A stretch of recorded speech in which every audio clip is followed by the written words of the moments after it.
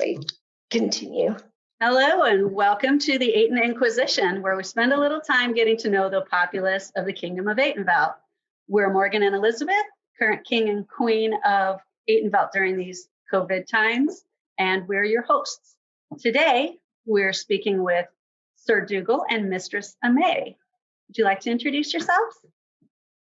Sure. Hi, my name is Master Dougal McPherson the Tall, and I'll pass it on to my lovely lady.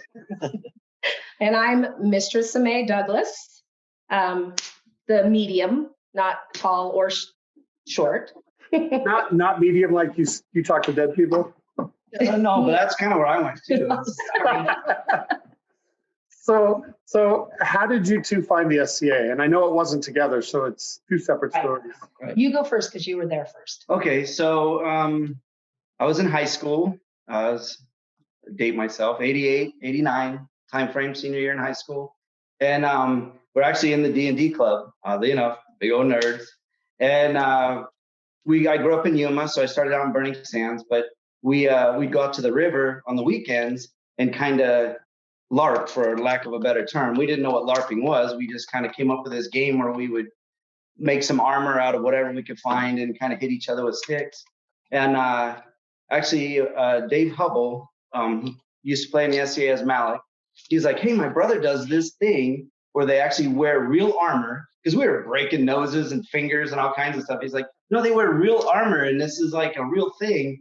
And you can fight in tournaments for prizes, and they do wars. And we're like, whoa. So we went and checked it out, and it's been in my life ever since. So over 30 years, this has dominated every part of my being. My turn? Your turn. Okay. Well, I had at the time my last child, and I got a cat trying to drink my water. He's a beautiful cat. Well, here, you hold this one. I'll take this one. So anyway, I had just had what I thought was my last child out of 5, and I decided to join a belly dance class at the college to try and get back into shape. And while I was there, I met Masala. And Masala that summer, after our first year or so of belly dance, she went to Flagstaff to do her master's degree. And she met Layla, the gypsy, and found the SCA during that summer. Well, she came back from her summer school and her master's and said, oh my gosh, I have found the coolest thing. And within about a month, we were doing a really cool, like, backyard sort of thing at Layla's. And from there, that was in the fall, because Masala came home from her summer school. And then in the fall, we went to the event at Layla's house in Flagstaff. And while there, I met people like Willem and a few other people. And at that time, I mean, this was about 86 or so. And so. That was later now. Was it? Yeah. No, are you sure? Well, maybe not. No, I think it was. You weren't there yet. This is my story. I was in junior high. Stop it. So anyway, there was no Baronies. There was no Granite Mountain. There was no Ered yet. These were all just shires still. And so there was an opportunity to meet a lot of those people way back then. And my very first Estrella was that next February. And until this February coming up, I have never missed one. And since the late 80s. So it's, now the cats are going to move our camera. Sorry, it's not an earthquake. Sorry.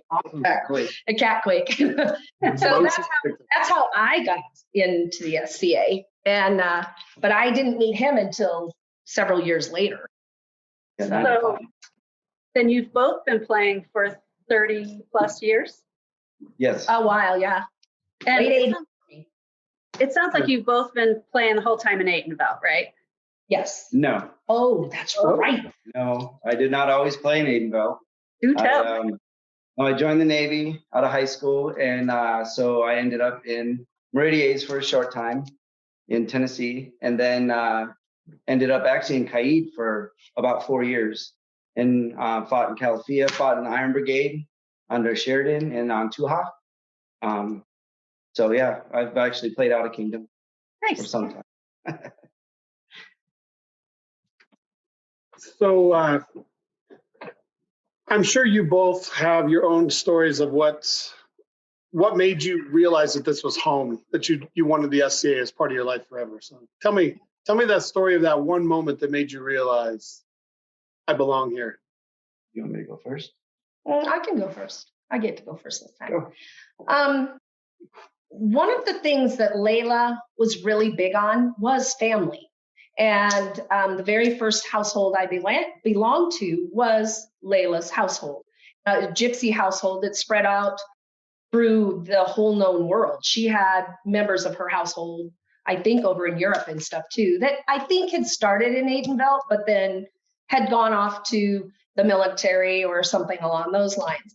And one thing that she had told me at our first Estrella, Masala and I show up, it's, a couple of women with a minivan packed full of mundane tents and, whatever, the way you start in the SCA. And it was amazing because immediately Layla she was merchanting and she's like, oh, you guys are going to be right behind our merchant area here. And we've made plenty of room for you. And she's like, let the guys help you. And it was like, oh my gosh, like, this is crazy. I mean, you didn't carry anything for yourself. And she goes, oh, no, this is chivalry at its finest. And everything that at that event was so family oriented. They fed us dinner, they carried things, they helped us put up our tents. And these were things that I grew up doing as a kid between Girl Scouts and my family and hunting and whatever. So I was so used to taking care of myself, it was very odd. So it was like, wow, this is cool. And then every single event after that, it was like a multitude of family that you might not have seen in months would come up and give you big hugs and help you with your stuff. And it was like, wow, this is it. And for me, particularly at that time, I was not in a good situation mundanely. So I found a peaceful, loving, kind, embracing place where I could get away from things that weren't so great in other ways. So absolutely, that first Estrella, it had me hooked, line and sinker. Yeah. It was beautiful. It does have a way of doing that. Yeah. And it was at Estrella Mountain Park. Ooh. Been a minute. It's been a minute, because we've been back a couple of times since. Right. Right. Okay. All right, so I guess mine is kind of similar. I was 17, going to my first big event, which was Estrella War, and at Estrella Mountain Park. And so, yeah, this was 89, so whatever Estrella that was. But so it was myself and my very close friends in high school, which some are still playing, Brian Cooper, Circona, who just moved his entire farm out from Rediers and has joined us. So Circona is now amongst us, and also Sir Mikolaj. We all grew up together. And so now we all still play. So it's my best friends in high school we're all still very close. And through the SCA, we managed to stay very close. But my first big event was Estrella War at 17 years old.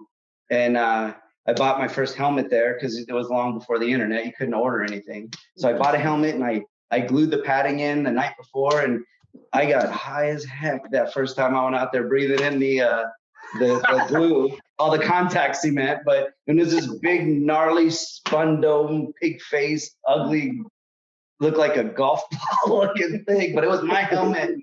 And we were wearing plastic armor that we had heated on a grill, so they had grill marks in them. And I look back at the pictures, it was so silly. But man, it was so magical, and the way we were treated and welcomed in. And so just being a very impressionable 17-year-old, luckily it was the right impression. And I really felt like if it hadn't have been for the SCA, I probably would have ended up a lot different. Not the person I am today, for sure. So what's really funny is sometimes you see long-term players that kind of forget that magic. Mm-hmm. But I would say in all the time I've known you two, you've never lost that magic, and you've paid that forward to everybody that's ever come in contact with you. I still feel like I really do. And it just seems, I want them to feel what I felt. And that's why it's like, hey, like several times we've had the college kids camp with us from Vladimir. Yep. Thank St. you. Vlad's. Sorry, St. Vlad's. And it's like, okay, kids, listen, if you guys need anything at all, you come and see us. And like we got flooded out that one year, and they were in our big pavilion, and it's like, make beds out of the benches, do whatever you guys need to stay warm. And that's the kind of thing that I felt. I think that sets us aside from other organizations. So as far as the SBA itself. Yes, yeah. Because that's what I learned when I first came in, was that open, loving, kind, chivalrous, whatever. And that's what we want to keep going. If you were driving down the road and you saw somebody broke down and they had an SCA sticker, you'd pull over. You'd be like, I trust them. Hey, that's family. Yep. Well, that's, like even as terrible as the Estrella a couple of years ago, where I broke my ankle and it rained so bad that everybody was flooded out. The Red Barn. Even with all of that, like those are the moments when everybody's reminded that we all band together, and seeing everybody just kind of pitch in and help anybody else that needed it. It's always awe-inspiring, because you don't see that or hear about that kind of thing from other groups and stuff. And so one of the things I hope we never lose. Well, and that was like part of it, like that year of the really bad rainstorm. Luckily, we were on a little bit higher ground. We knew the rain was coming. So we had bought a very large, we all pitched in together and got a very large pavilion. And we had propane fire pits and stuff. And as the rain started coming in, it's like, okay, here it comes, guys. We took all of these benches that we had made. Everybody made a bunch of benches, these fold down puzzle type benches. And we took tables in, we put up the booze and the food, and we had the propane fire pits going. People moved in there crafting. We spent 2 or 3 days eating way too much bacon. I think I shortened my life. Yeah, we ate so much bacon. Somebody brought 10 or 12 pounds of bacon. It was just constant. And it was constant. Bacon and beer. And then we had people doing weaving, and some were doing stitch work, drumming, singing, storytelling. And we just spent several days there. Well, then last year, the first days or two, it was like, oh, it's so sunny. And I remember we were kind of talking, and it's like, oh, I kind of missed last year. We were all so close, and it was so warm and wonderful. And there was God's herder, and then it rained, and we all moved into the pavilion for a day. We almost staked this whole time. I've been blamed for the rain, and it was you. No, it was me. Well, actually, it wasn't me. It was Nancy. Oh, it could have been. Yeah. Okay, so I have a story. We were at Golf NATO. So we were there, and we drove, and the drive alone is a testament to humanity, because we crammed 8 adults into a Suburban and hooked a trailer up and drove 30 straight hours. Nope. First of all, that plays with your brain. Yeah, and they said, wake up still in a vehicle, and you're like, what the hell? Because we were going to drive straight through. We didn't want to spend nights other places because we didn't want to waste time. We wanted to be there. And they promised me when I rented that Suburban, yes, 8 people. It is 6 people and a 7 and an 8-year-old. That's what would have fit in there. Cats are fighting. Yep, cats are fighting. So we drove to Golf NATO. And of course, the tornado hits and it tears everything down. And the event basically got canceled. But they're like, you can stay if you want. And we're like, yeah, we drove 30 hours, packed in a sardine can. We're staying. And that, I have to say, that was one of my favorite events. The hospitality show. Yeah. We were fed so much. You know how they are in the South? They're just like, well, I just ate. Well, you didn't eat my food. And then they shoved it. We had such a blast and got to know some really special people. It was very cool. And that should have been a disaster. And that'd be the thing most people would say. It was horrible. And I'm thinking, no, that was amazing. Amazing time. So. Yeah. We've enjoyed both of our trips there. Fortunately, it was nowhere near Golf NATO either time. But I was hobbling on a broken ankle one of those times. So We got there like 6 days out of my surgery. So That was special. kick scooters at Golf Wars. Oh, no. Not as much fun as it might sound. No, no. For Not anybody, at all. for the record. Yeah. So I see that you both have your heraldry hung up behind you. Mm-hmm. Can you tell us about your heraldry? Like, how did you come to that? Does it have any special meaning for you?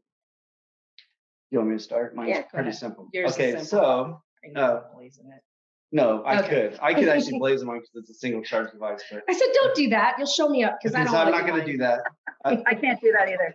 Okay, yeah, no, that's not a challenge. I'm very lucky I got a simple one. So, of course, my knight, Duke Arthur, was pressuring me as a young squire to fight in crown, which requires you to have your name and device in submission. Yep. So at least, and so I was like, I've never thought of heraldry for myself. I'm just a simple country folk, and so I happened to have a tree of life tattooed on my arm in knotwork that was green on top and black on bottom. And I was like, well, I'm going to try to submit this. And it passed. What didn't pass was my name. They said it was in conflict. So they said, I'm sorry, you need to add a descriptor. If you add a descriptor to your name, then it'll be okay. So they had several suggestions, like Dougal McPherson of Windale, Dougal McPherson of this or that. And the last thing that they had said was Dougal McPherson the Tall. And I was like, Winner. that is perfect. So that's where that came from. But I do like the fact that I managed to pass a device that I can do all kinds of things. This is actually, Mistress Aimee made this for me. And I really like this, a design that they found on standing stones. And so I'm able to take the tree and do different things with it. And it's a lot of fun. It's really a fun device for me to play with. And it's simple enough that I can draw it. Which I need. It's like stick drawing. Yeah, it's pretty much stick drawing. So I literally. did not set myself up that way.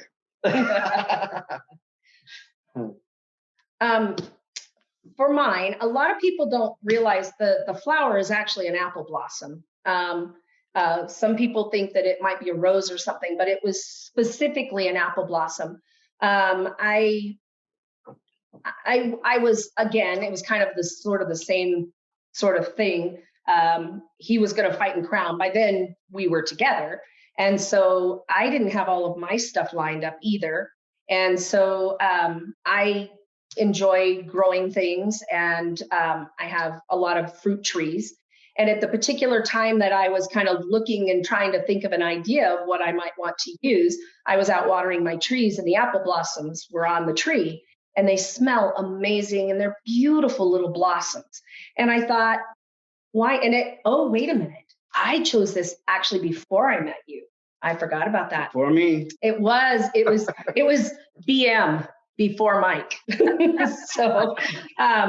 So anyway, I was out and I was watering, and I love the smell. And so I decided on that.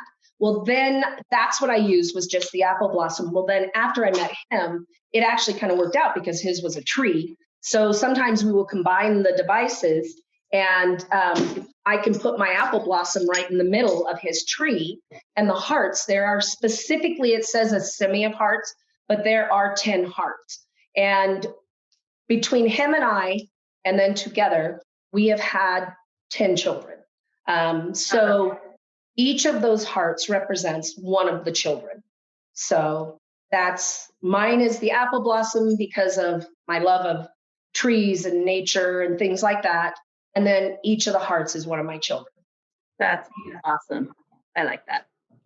So both of you are accomplished peers, and you've had a long standing in the SCA, but do you still have goals that you haven't achieved yet?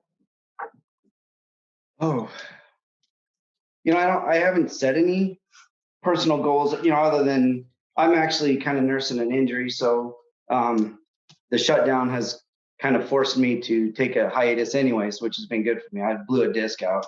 I know you're very familiar. So yeah. So but that's coming around, and I want to be back in armor by summertime. That's it's not like a career goal. That's a personal goal. But also I have well, I know you're going to ask about other things later on, so maybe I'll wait for that one. Okay. For me, it's been something that I've kind of thought a lot about. Originally, when I was taken on as a student, I was originally taken on as an apprentice. And then later, my master saw me doing other things and said, "Oh, hey." And it was Master Gwillem, and he was a dual. So he's like, I think you need to just do both. And so that kind of got me on that path. And it just seemed like I enjoy putting on events. I love putting on events, down to even the small details of what's going to decorate the walls and things like that. I really enjoy that. And so I thrived in that area and became a pelican. And at first I was like, no, that's good enough. I don't need anything else. Well, with time, I started thinking, maybe I should look into my original path and start working in that area more. I've always enjoyed the arts, and those have always been going, but I think that the service always came first. It was something that you see that something needs to be done, you go do that. And people don't necessarily see you in the background in your sewing room, sewing. So I think that if I was to have a goal, it would probably be to go ahead and start working more in that direction to possibly become a Laurel too someday. It's funny. I remember I was there the day that you got offered your pelican. And I remember you put Dougal in charge of your camera, and I actually got one of my favorite Facebook profile pictures of it. Yes, and quite the tradition we've started there, huh, Your Majesty? Mm-hmm. You should see the folder I have of those pictures, because there's lots of them. So my folder of pictures is the ugly cries of people that I've made cry in court. Yeah. And I don't post them. I keep them for myself because I was told I'm not allowed to show those pictures. But well, as a photographer, that is the nice thing to do. You go through your pictures and you really try not to do those. But for me, the ugly cry pictures are everything for me, because that's that moment when I've made that connection with that's the best part of giving an award, is knowing that you've actually made that connection with that person and that the award meant something to them. That is true. That they didn't just come and grab it and walk out of court. He's not in it for that. He's in it for that. So, given your current paths and your goals, what is something that you have done, either service-wise, arts-wise, in terms of fighting, that you're especially proud of? Oh, Okay. Okay, you go. Well, there's a lot. We have had a long career, but I will say, and I believe you could back me up on this, Your Majesty, I got to fight with one of my sons. I have 5 sons, and my youngest, Leofric, I got to fight with him for 2 Estrellas, and I will say that that was pretty magical. So that was probably one of my proudest moments. It was, man, it's really awesome. For fathers, I tell you, that is, sons, daughters, whatever, you can get your child to fight with you. That bond is amazing. So for me, that was, having my kid avenge my death on a battlefield was pretty awesome. You can't get any better than that. And who can say that? How was your weekend? Well, my son avenged my death. Why watch NASCAR? Well, good for you. Nothing against NASCAR. It's fine. Just a lot of left turns. Let's be honest, the beer is better in the SCA. Oh, absolutely. Yes. I suppose for me is the things I don't want to pinpoint anyone in particular, but anytime you're an event steward, as I'm sure you guys know, things can go bad, things can go wrong. Bathrooms back up. Mm-hmm. You have to order porta potties immediately to take care of people coming in. You have twice the number you thought. Way more people than you thought. So I actually had one that I did a coronation in Bullhead. This is probably the one I feel the best about. I had a beautiful site all lined up. We went in way ahead of time. As usual, I usually had Padraig was always my feastocrat. So him and I went and we found this beautiful place. And the guy just penciled us in. And I said, you let me know. You're putting in a bid. And I said, I'll let you know when I get the bid. And you tell me if I get the bid, then I'll give you the money to put the deposit down. Long story short, there was a mix up. We lost the building. They offered us a huge pavilion park that we were supposed to have the park for, like the fighting and stuff that would happen, and there was a big pavilion there, and it was, we were able, and I have to say it was my crew too, because at the time it was the Shire of Windale, and there were several other people there that were really helping for cooking and decorating, and we bought huge amounts of fabric and we put them up so that the setting sun wasn't blinding people. We brought in a trailer for Their Majesties and Their Highnesses so that they could change clothes and stuff. So we adapted, and I was very proud of the way my crew worked and got this to pull together, even though the whole rug got pulled out from under us at one point. So I'm proud of the fact that I'm able to think on my feet and take care of those things so that the people coming can have a good time. That Phelan and Amira's coronation? That was it. It was. I remember that one. I'm always amazed at how fast, because I can remember a Twin Moons event, and I mean, we were still nobodies and just starting to learn the SCA, and we had set the whole event up at a park, but in the wrong place. Oh yeah. And in the course of 10 minutes, we picked up the whole event and moved it across the street and set it back up, like all of the tents and everything up, over, and back up like it never happened. Yep, that's amazing. It was a whole army of people just picking up pavilions and moving them. It was crazy. I still remember the first time I actually got to meet Windale as a shire. It was when Walrick was king, and I had gone to that event with them. I still have the little pink hoe I won in the tournament. Oh, yeah. I still have it. It was funny because Windale, we'd usually field between 3 to 5 fighters at Estrella.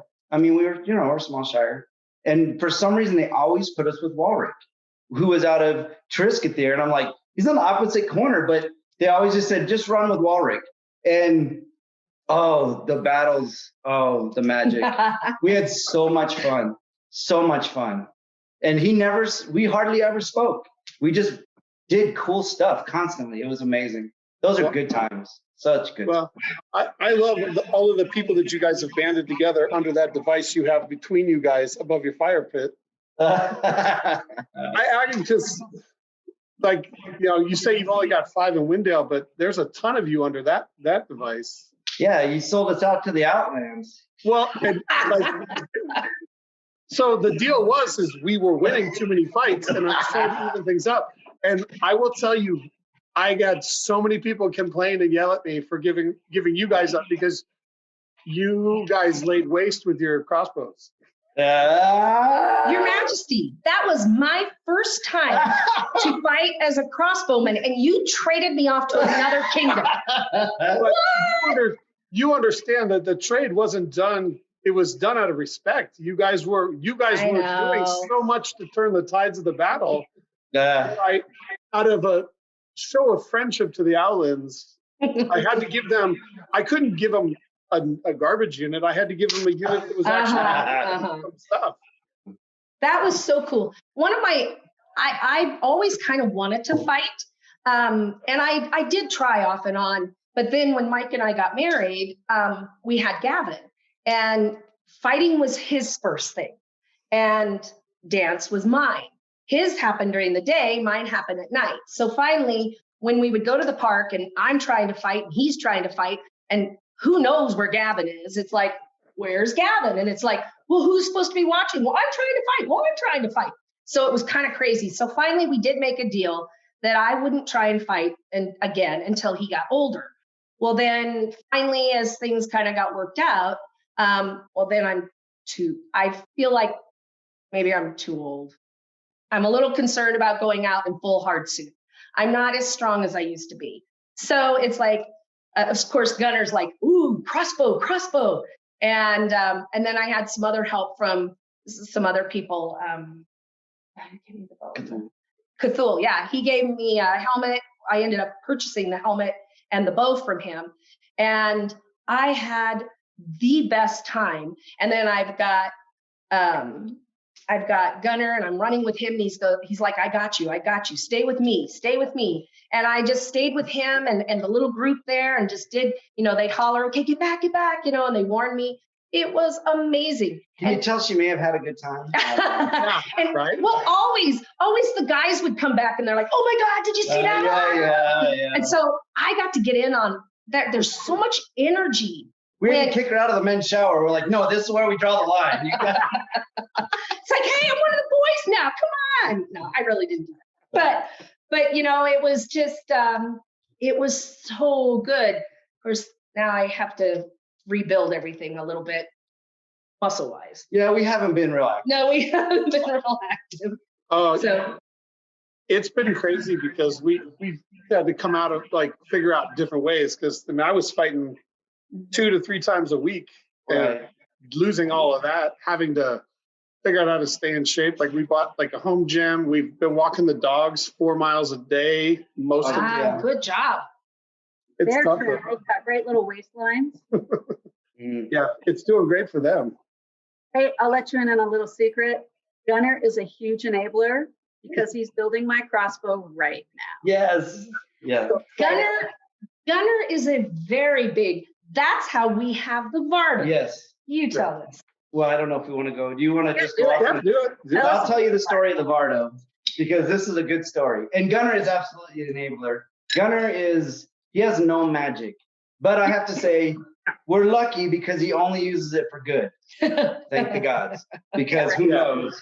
So Gunner shows up to our house, and we had a 12 by 16 pavilion that we would set up, the bed that we would build, the tables, the chairs, Real mattress, everything. Around 6 hours to set up camp.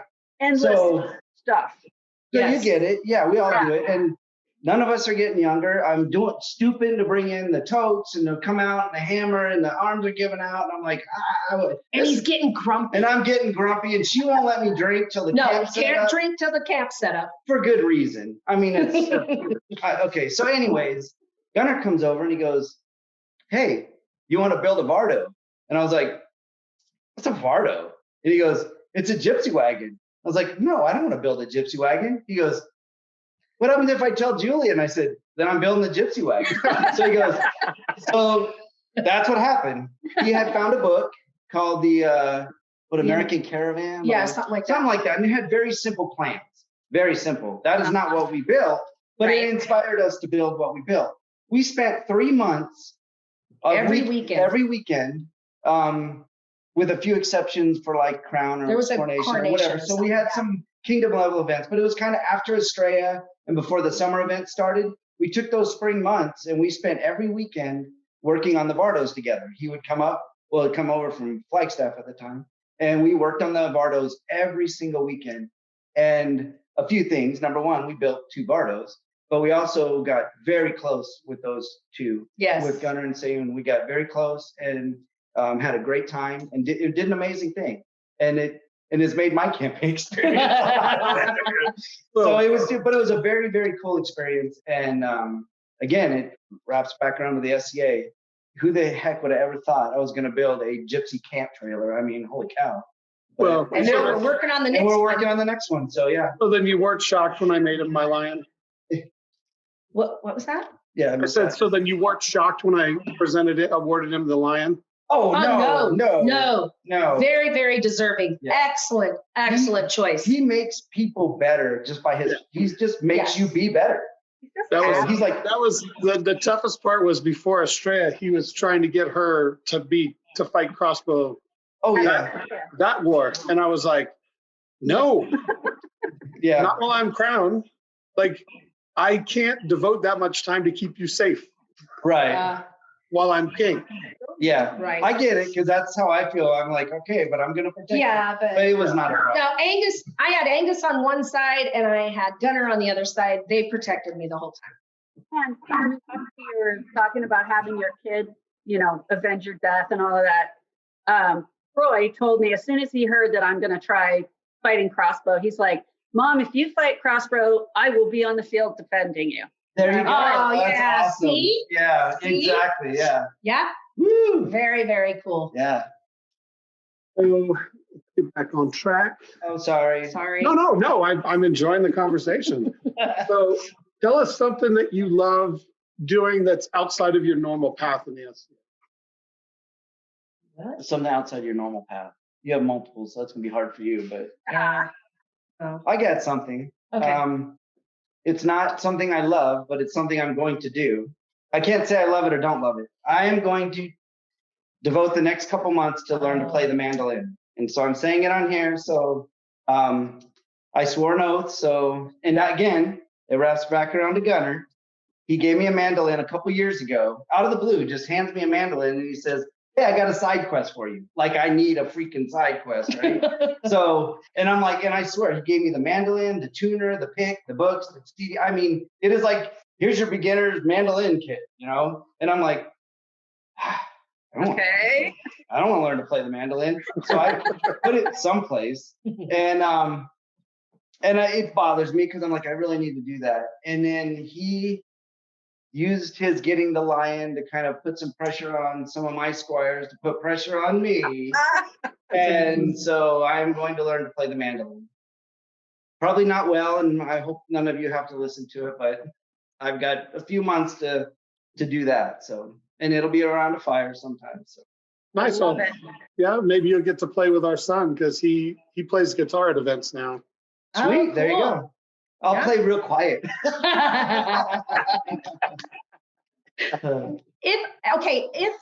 If there was one thing that I'd really like to learn that I have not really, I haven't done anything about it. I don't know really anything about it. If there was one thing I wish I could learn, and if I can ever find a class that's near me, I will absolutely take it. I want to learn to blow glass. I'm not, and see, this might be my holdback as far as my other goal to maybe someday become a Laurel is I want to do all the things. It's really hard. I don't want to just do one thing. And I realize I can't become a master if I'm not going to concentrate on one thing, but I just want to learn all the things. And I think that blowing glass would be a lot of fun. It's probably way harder than I think it is, but I just think it would be fun to try it. I'd love to try it. So just for the record, they have classes from time to time here in town. So Let me know. Wanted to, you could come stay with us and we could go take a glass blowing class. Would you like to come with me? Absolutely. Oh, nice. Well, see, ideally, a couple of years ago, Mike and I and Asa and Ari, we went to see the Viking Museum. Now it was broken into two parts. So we ended up in Denver for the first. Yeah, Denver was the first part, and Salt Lake City. Salt Lake City for the second part of it. And I don't remember now which one we saw it at, but there was a beautiful glass cup, the most beautiful blue and yellow, which matches my heraldry colors. And Atenveldt, yes, sir. And Atenveldt. But this cup, I have found it only a couple of times. It is extremely expensive. And it just, a replica of it. And it's like, you know what? In the past, if I find something I really like, I usually just end up making it myself. And so it's like, well, okay, I've got to learn to blow glass. Got some learning to do. I've got some, hey, I'm working on pottery too. See, look. Nice. It's like a Damascus pottery. That's cool. But yeah, so blowing glass. Yeah, I'd be totally down for that. You let me know. I will. I will definitely take a look and see if I can find something sooner than later. Okay, I'll wear a mask. Yeah. So, and not summertime here, because that's a hard. No. Oh, that would be hot. Yeah. It's going to be hot enough to be in the room. Yeah, you're going to be blowing glass. Right. Yeah. So for somebody who doesn't know you, what would you tell them that you are known for? probably mine would be putting on events. I probably have put on most of the events in this area. I've put in I have done a lot of kingdom level, mostly crowns. I did the one coronation. So I think I would be known for that. Is if you wanted to know like a talent or a whatever, that would be it. Of late, I haven't done any since the Yule that was done in Kingman a couple of years ago. That was the last event I did. And since then, anybody that knows me, like if you walk into the camp, a lot of people refer to me as the mom. I'm the mom of the camp. If you need anything, go check with mom. So, which I'm working on training some people to take over so I can be grandma and I can just have fun. Spoil the kids and send them home. Yeah. Give them lots of chocolate. Yep. Yeah. Okay. What are you known for? Well, that's a tough one. Like May, I try to do a little bit of everything. I make mead. Some people have come to me to talk mead making. I've started, I don't know how many drum circles. So tons. I've taught many people how to drum. Fighting has always been my calling. Shenanigans. I might be known for some shenanigans. Yeah. I mean, I have a wee bit of rowdiness in me. And it's kind of like instant rowdy, just add alcohol. So you don't necessarily need alcohol. I was trying to look for an excuse. Oh, okay. Yeah, I think people would know me as a pretty jovial fella. I try, we've talked a little bit about what brought us into the SCA and what keeps us in the SCA. And a lot of it is being able to go there and not be strapped to a cell phone, not have to worry about whether all my generators are running or, the things that I normally would in mundane life. And so it allows me to tap into that other side of myself, which is a lot more fun loving and a lot more laid back. So I hope people would know me for that. What advice would you give new people, new members? Okay. Well, I start because our battery's running low. So first of all, I would remind everybody that it's a family activity. Involve your significant other, involve your children as much as possible, because mixed marriages are difficult when you have one that plays and one that doesn't. Yes. Because this is a very time-consuming hobby, especially during event seasons. We spend a lot of time prepping. Like right now, it feels weird that I'm not cramming some project out that I waited 11 months to work on. But I would just remind them, it can be very time-consuming. There's a cost that comes with it, like every hobby. I don't think the SCA is what I would consider an extremely expensive hobby, unless you want it to Can be. It can be. It can be, but It can be, but it doesn't have to be. So, like if you're fishing in bass tournaments or something, you have to get the fastest bass boat and blah, blah, blah. But you got to get the best, yeah. What's happening tomorrow? Okay. But the main thing, and I've heard it mentioned before too, is it should be fun. You should be enjoying yourself. You should try the things you want to try and try to try everything. If you try archery, try throwing weapons, try talk to people about cooking. That I don't know where that's going to go with combat cookery going forward, but things like that and these other, try all the things that are available. I've actually, it's weird, but all the Australias I've been to, just the last few, I've really started going to classes. And it's like, holy cow, I learned to make Turkish coffee and good Turkish coffee. Some really good stuff out there. And get to know people and network. And, there's so many different fun things to do. Don't limit yourself. Don't feel like, I'm 14th century English. I can't wear that. Or just relax, have fun, do your thing. Yeah, that would be the biggest thing, is that I remember when I first came in, especially with Layla being a gypsy. She had I'm sorry, but for the first year or so, I had no idea even who the king was. I was having a really good time. I was meeting people. I was going to classes. I wasn't into the more advanced part or political part of the game yet. And I think that that was really good. I have seen people who come in and they just immediately want to throw themselves into huge roles that I think will tend to burn them out. I think you really need to have a nice balance for that. I mean, absolutely, especially since service is my thing. I know that without those people who are running things and making things happen, it won't happen. Right. But not your first year. Not your first year or so. You need to really enjoy yourself. Do the fun things. You can do volunteer things that are still more Helping fun. people out. Don't take a lead role. But don't take a lead role right away. That would be my biggest whatever. Get into having just a good time first for a little bit. Get used to that first. I'll tell you, with Estrella being my first event after that little backyard thing at Layla's, it's overwhelming. it was overwhelming. Yes. Crazy overwhelming. So you need a sponsor. You do.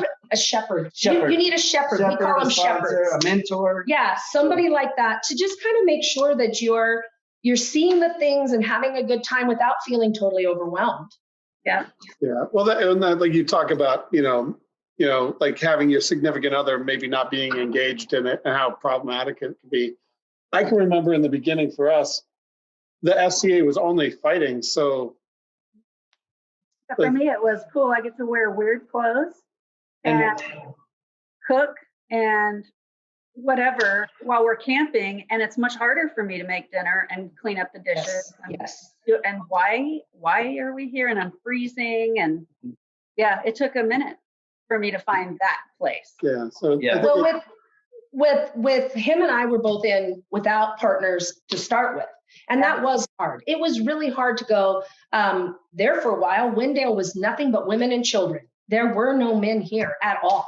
And a bunch of women and children would just pack up and go to events, and we'd take turns watching kids or shared it was a village raising the children, basically. That's cool. That's why Dougal moved there. Yeah. Well, then it was really funny.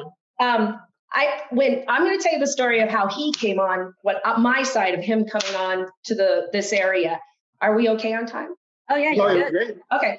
Like I said, we were for several years, we were a shire. We were actually an incipient shire of women and children mostly.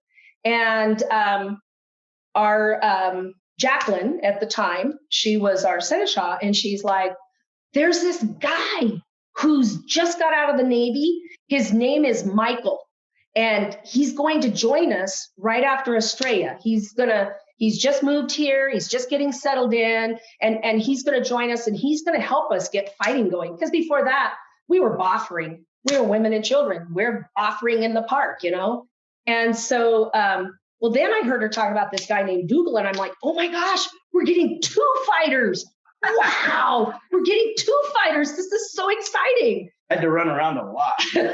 So finally, we had a little meeting of our group of Jacqueline, and I was the ex-checker at the time, and the rest of our officer corps. And I walked in, and he's sitting on the floor at the other end of a coffee table, and everybody, there's people on the couch. Can you tell the whole story? I am. You might as well.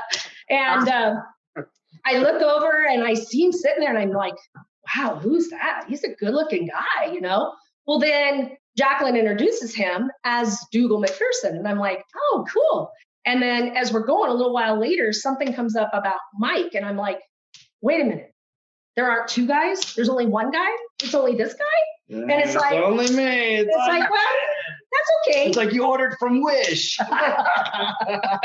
It's like, well, he's still cute. He's cute. So then we finish our meeting. He stands up, and I'm like, oh, but he's so short. Like I said, you ordered from Wish. Well, but then with time, things happen. I'm like a fungus. I'll grow on you. And so then we ended up together after that. But sometime after that. It was a couple of years after that, but because we knew each other for probably 2 years or so before anything happened. But I mean, we were good friends. We got to be very good friends because he was the night marshal. I was the ex-checker. So it was pretty cool. Nice. I was a football player. She was a cheerleader. Pretty much. So you guys are both peers in your own right, and you're court baron and court baroness. Who still inspires you? Well, I had this question prepared from watching the others of who inspired me, but it was in the beginning. So I had 3, and then I can give one that inspires me now. Okay. My first one was Layla, because she was the one that first made me love the SCA. And then the 2 that I met after that, and I think I met them maybe even at the same event or very soon after that, was at the time Master Auric, before he was Sir Auric, and Master Gwillem. One of them ended up being my master, Master Gwillem, and the other one,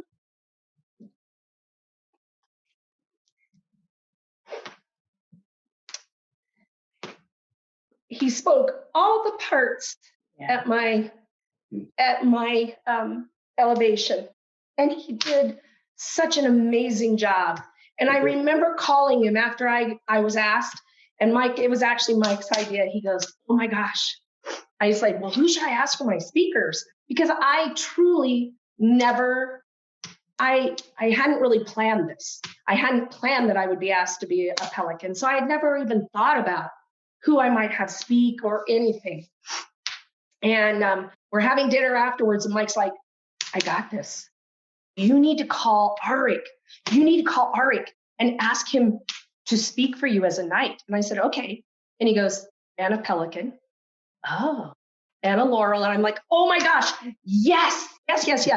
So that right then at dinner, I called him and I asked him, and I did it the same way. And I just said, you speak for me as a knight? And he goes, oh, absolutely, Aimee. I would be proud to do that for you. And I said, and as a Pelican? And he goes, okay. And I said, and as a Laurel? And he goes, okay. And he goes, can I wear different hats? Yeah. And I said, absolutely, please.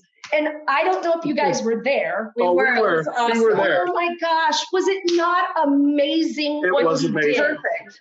It was. So those were the ones for me in the beginning. And there's lots of them now. People like you guys.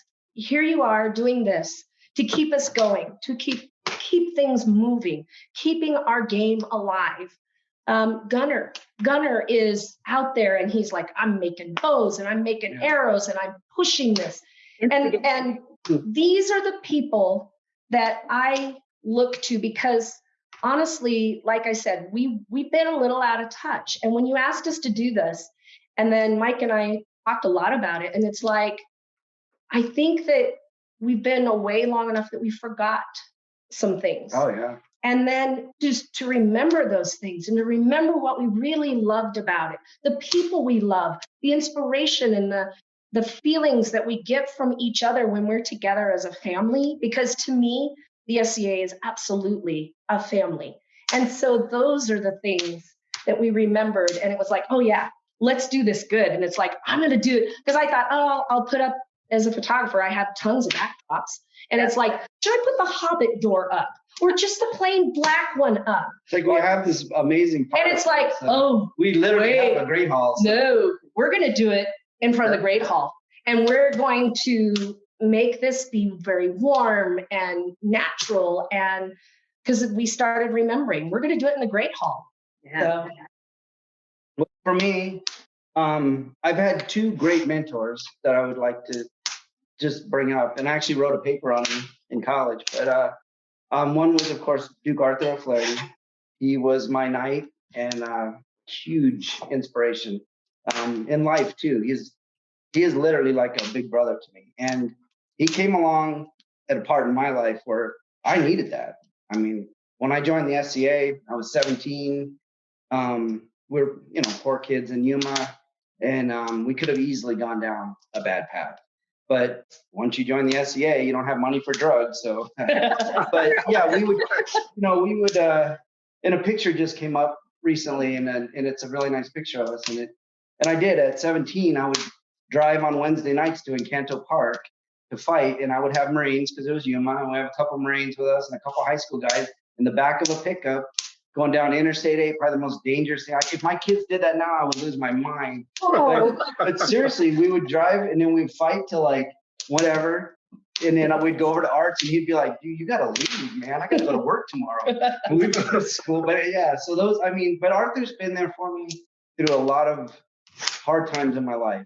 And personally, and then in the SCA, he's been a great teacher and a mentor. And I know to a lot of people.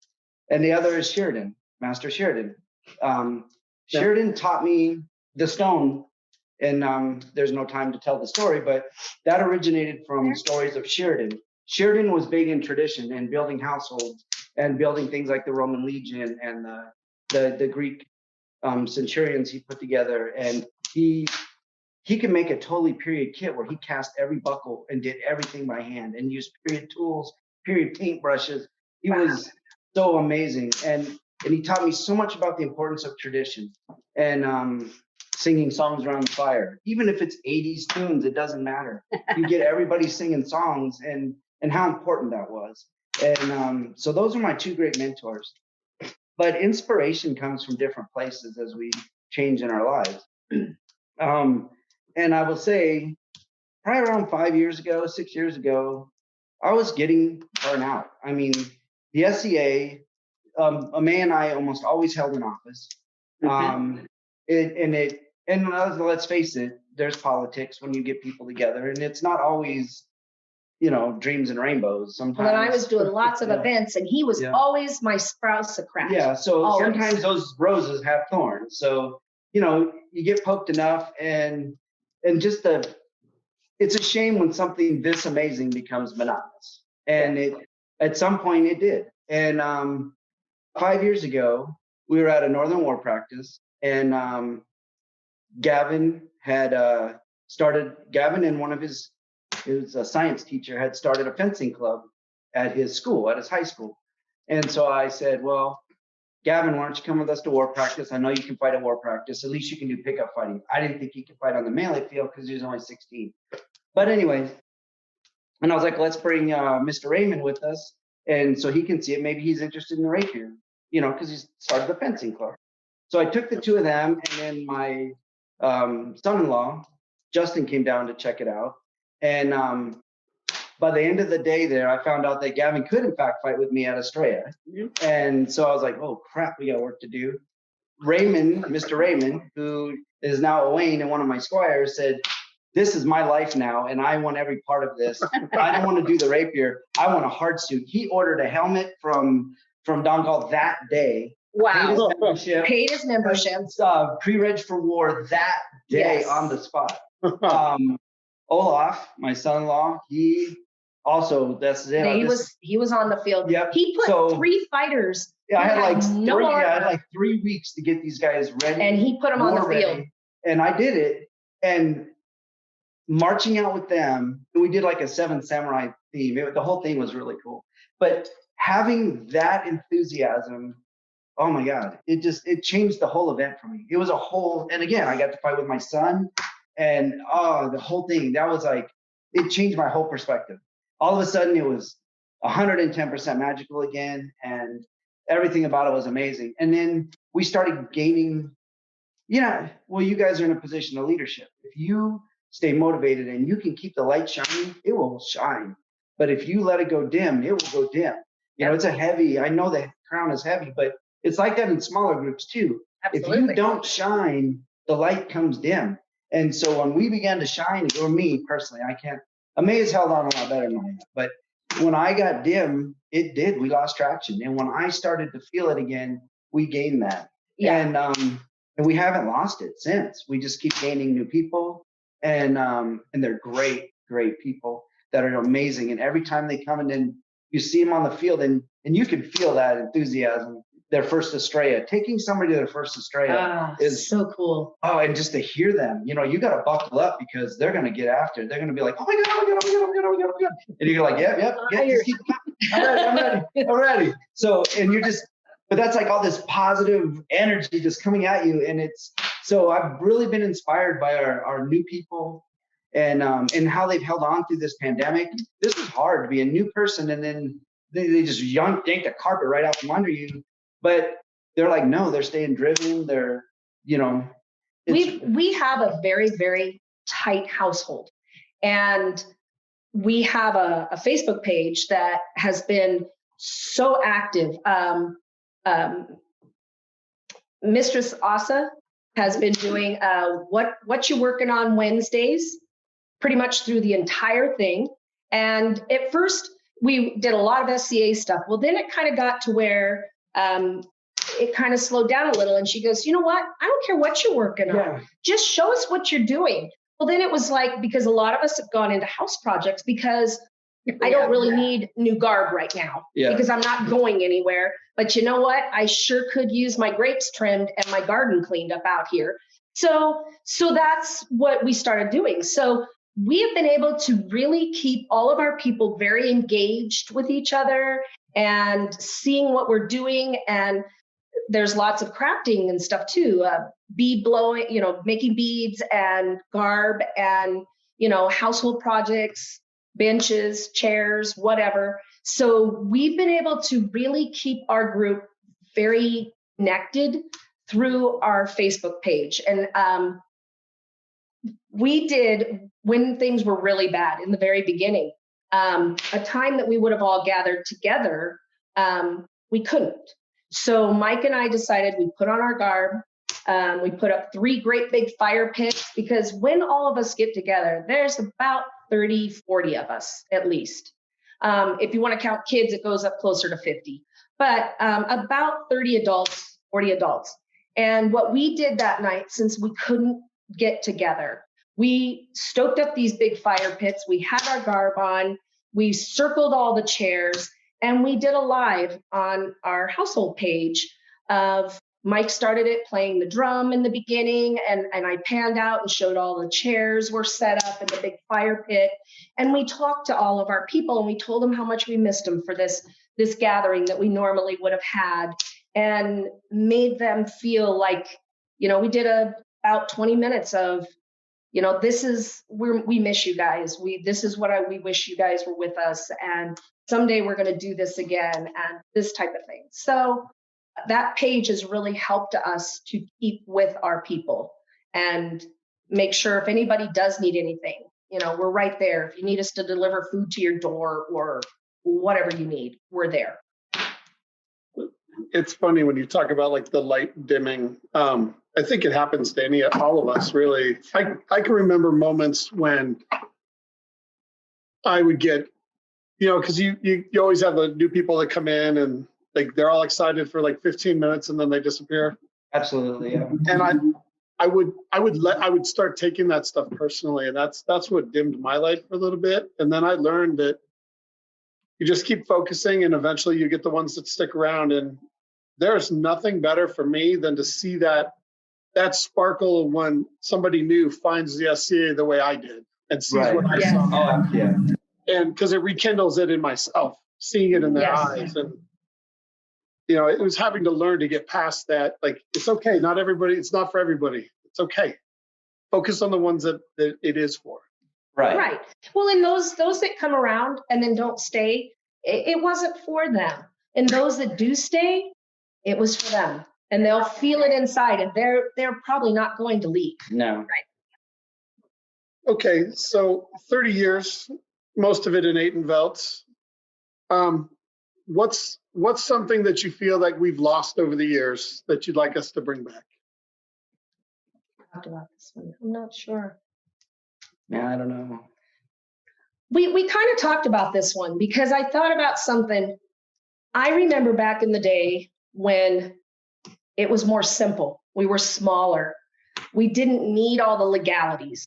It's unfortunate, but I think we do need them. They have to be there to protect everybody. But that's the only thing I could think of, was the fact that things are a lot more regulated now to make sure that we're safeguarded against legal issues of any kind. But there's so many other good things. It's really easy to overlook those things. Yeah. That's how I feel too. Yeah. Okay, yeah, then. pretty much. So if you could add something to events to make them better, what would that be? More chariot races. Allegedly. Allegedly. Allegedly. I don't know anything about chariot racing. I know. I'll be honest, after a year with almost no events, I don't care what we do as long as I just want to see you. I want to see people. I just miss, the folks down south and the people that, we don't get to see very often. I just miss people so much. So yeah, it was. I just miss that, being at a big event like Estrella or even the Highlands, and just getting to walk around to the different camps and spend some quality time here and there with all the different, because it's family. It's like a giant family reunion. It really is. It is. You don't know who's going to show up or what they're going to, what shenanigan they're going to be up to, or. It's so funny because even disconnected like we all are now. There's a lot of days that I really hate Facebook, but there's some days where I'm just like, I'm so thankful because it's allowed me to keep contact. And I would tell you that I have more people in the SCA that will drop me a line and be like, hey, how are you hanging in there? How's it going? Than I do with my actual blood family. Right. No, you're absolutely right. And the concern is genuine, Yeah, exactly. And so I try to remind myself to always spend some time every day to pick somebody that I haven't talked to in a while and send them a message. Yeah, you might pull that person out of a funk because there's plenty of funk going around. Oh my goodness. So I know you guys do a little traveling. Do you have a favorite out of kingdom event? Oh, Gulf Wars. Gulf Wars. Yeah, I love Gulf Wars. Anybody that hasn't gone, the tavern is so cool. The period encampment, the hospitality is amazing. Oh, We've talked about how different it is there because, out here in the West, we're drinkers. we're drinkers. You're gonna get drunk. You've got the schnapp party. You've got all these places where you've got the mead party. You know where the kegs are. You know where, kegs end. I mean, we are a partying group. I mean, we just are. You go back there and it's all about the food. They are a eating group. Oh my goodness. And the food is amazing. So and amazing. They want to share everywhere. Wasn't it ribs? The one night was ribs. They were, ribs. And I mean, like beautiful, juicy ribs. Fall off the bone. And they're just chicken. They're just feeding you everything. Yeah. It's so. We're kind of foodies though. Yeah, we are kind of foodies. I don't but know. that's probably been, but we haven't been to a lot of other, we've been to Potrero. Because when I was in Caid, Potrero was twice a year and I lived 45 minutes from the site.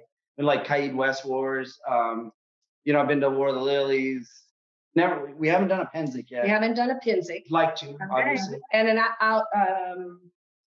we haven't done Battlemore yet. Battlemore. And that's Battlemore. It's on our bucket list. That's a good one.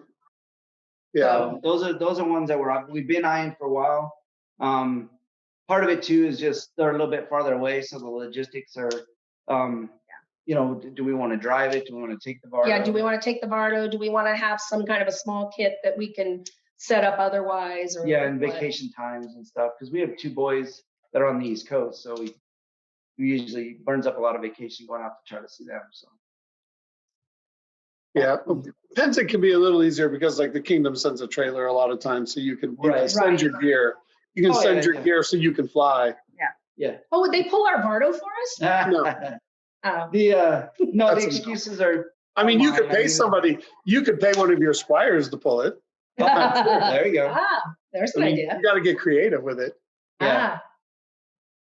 All right. So the really heavy hitting question is, what does it mean to you to be a peer? Wait, I missed that. What does it mean to you to be a peer? Oh. Do you want me to go first? Yeah, you go first. Okay. It's funny because again, it's changed over time. I've been a knight for quite a while, Pelican not so long, but I was given a little bit of advice when I was offered knighthood. And one I remember was from Duke Aaron Graves. And he said, it's a peer's job to reflect the light of the dream into the dark places. And it's very profound and deep. And I try to live by that. And I've learned that sometimes you can't see the light. And that's because you're putting the light off. You're the one producing the light. So you feel all this weight on you and you feel so dark. but it's because you're pushing all your light out, and you just have to remember that's our job. We have to keep. So That is profound. yeah. So I mean, it's hard. Being a peer is like having an office that you never step down from. It really is. And but I think it is our job to keep the light burning, to keep the hearth fire going.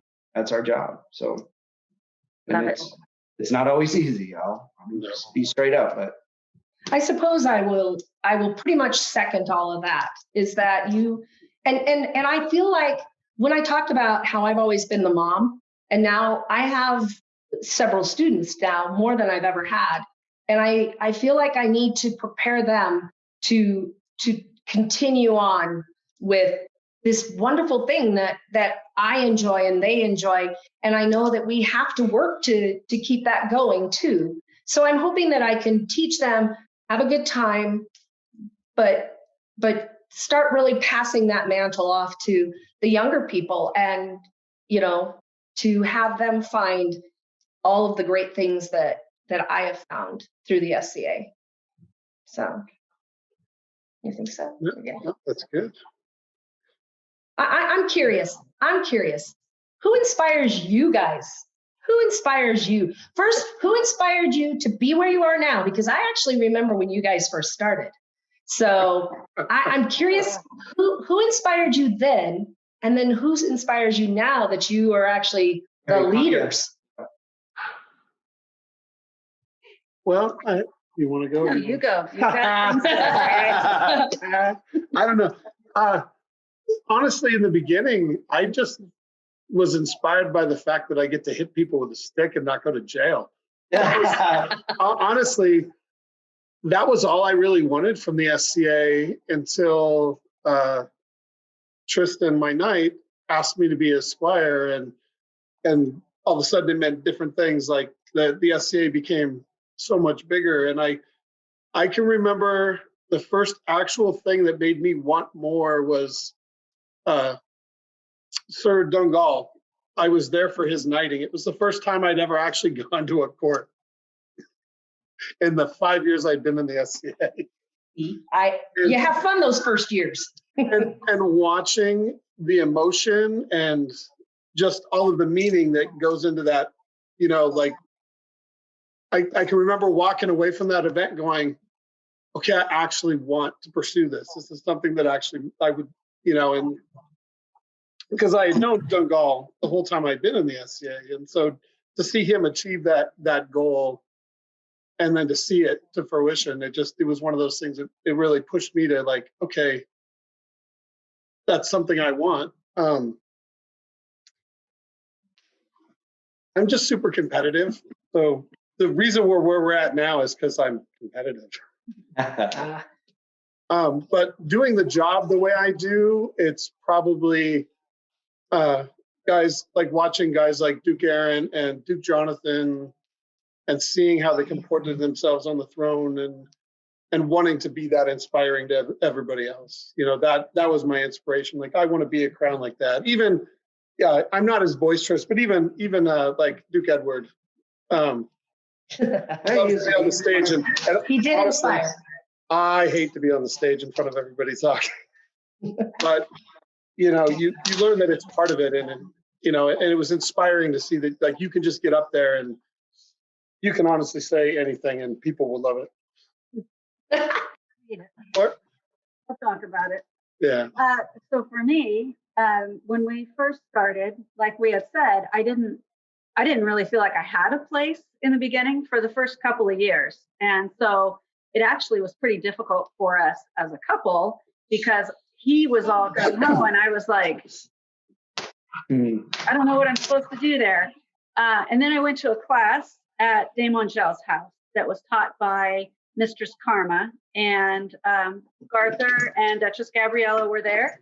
And that was like where I first really felt like I was doing something that had nothing at all to do with this one. And I was starting to find sort of where I fit in. And then from there, I started down more of a service path. And so I was looking to some of the peers in the barony, because that's who I was really exposed the most to. And that sort of got me going. And then today, I really am the most inspired by the newer players who have that stardust and that magic. And you can see they're just so excited and they want to know all the things. And that's what makes it worth it to put in the effort and, you know, set up the camp that takes a day to put up and a day to take down, and put in all of that time and making all the garb and helping and all of that. That's what keeps me going. It's kind of like it to me, when I see these younger people, I think of them almost like little puppies. They're all excited and it's like, oh, they're so wonderful. And it does, it makes you feel good. And then when I talk about the fact that I'm the camp mom and I see them growing up, it's like, oh, I'm so proud of my children. They're learning to love this, and I see them growing and I see them achieving their goals, and it just gives me more warmth inside. So I feel the same you think about now. Yeah, well, I'm just glad that you guys are as big of fans of the shenanigans as I am, because that's what actually makes people enjoy events. I got to tell you, I have a story from Gulf Wars when we went. So I got we were crowned, and it was the first time we went, and I got a message from the Crown of Callantyr that they were going to be doing a Greco-Roman wrestling match in the woods, via torchlight one of the nights. And do I have a competitor? And I said, give me a minute and I'll see what I can come up with. And so I don't know if you've met His Grace Xerxes from Callantyr, but he reigned during our first reign, so we became really good friends. Let me interject. You need to meet him. Yeah, I'll make sure you meet him. He's a great friend, and he's small in stature too. Good. But I like this guy. He's a collegiate wrestler. Oh, nice. Wow. He is qualified. And so I messaged him and I'm like, hey, I need a champion for this. Will you be my champion? And he says, well, His Majesty of Callantyr, and he lives in Callantyr, has already asked me. Oh. And I said, so what if they don't know it's you? And he says, what do you mean? And I sent him a picture of a luchador mask. And so I brought a luchador mask. By the way, interject here. He posted to Facebook, do I know anybody who has a luchador mask that I could borrow? And it was immediately. This is the right group for that. So he wears this luchador mask in his match as my champion, and he didn't tie it in the back. So in the middle of the match, like he won the first pass because there's 2 out of 3. Wait, you have to really set the stage. It's cold out, and he is in his chonies, the end. He's just chonies and the mask. Luchador mask. Oh my! In the second match, the mask came off, and so he went and ran off into the woods. In his underwear. So the worst part is he ended up winning as Callantyr's champion. But my seat got forfeited because my wrestler fled. Yes. Oh, that's good. That's amazing. That's good. So you said you had another question? Do I have another question? I thought you had another question before. No, I did it as a grouping. So that's good. You guys have any more? I think we are all questioned out. Questioned out? What? Oh. What? Yeah. Something. Wait. Weird. Look at him. Well, no, it's my brother's here. Gotcha. Zircona's here. Ah, crap. Sorry. No, we're good. I'll be back by dinner. It's raiders out of the north. You know how it is living on the borderlands. They're already armored. I'm sorry, babe. I'll be back by dinner. Oh, wait. Hey, I wanted to just say real quick before you flee, it's been amazing to get to see you and talk with you. We missed your faces. And yeah, I feel the same way. I miss you guys. I do. So, but don't worry. Go protect the border. Go protect it. Your northern lands are safe. Thank Be you. safe, my love. Thank I will. I've cut you plenty of wood. You should get charged back. Well, on that note, thank you so much for joining us today. We really appreciate you taking the time. And we do miss your face So much. tremendously. And We miss you guys. We miss everyone. us too. I hope we can see you in person soon. Soon. Very soon. Yes. Anything else, my dear? No, I think that covered everything. All right. Thanks again. Thank you.